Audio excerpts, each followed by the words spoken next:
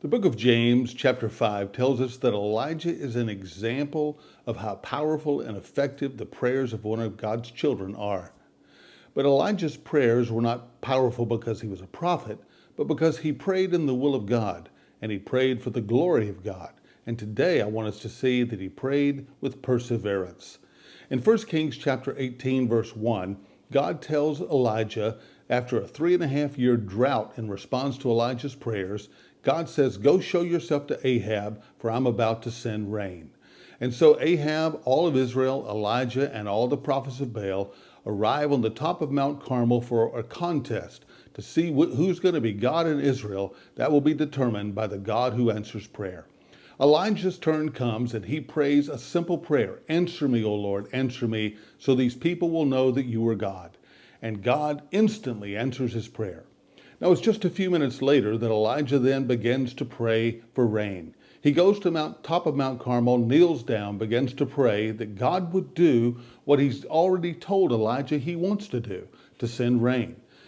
In a few minutes, he sends his servant to look out over the Mediterranean Sea. The servant comes back and says, "There's not a cloud in the sky. I see nothing." Elijah kneels down. He prays again, sends the servant. The servant comes back, nothing. He prays again, nothing. This happens until the 7th time, when finally the servant comes back and says, "I see a cloud the size of a man's hand." Elijah said, "That's it." Not long, the sky is filled with dark rain clouds and a torrential rain begins. Now, why is it that just a few minutes earlier, when Elijah had prayed in the will of God for fire to fall, that answer came quickly, instantly?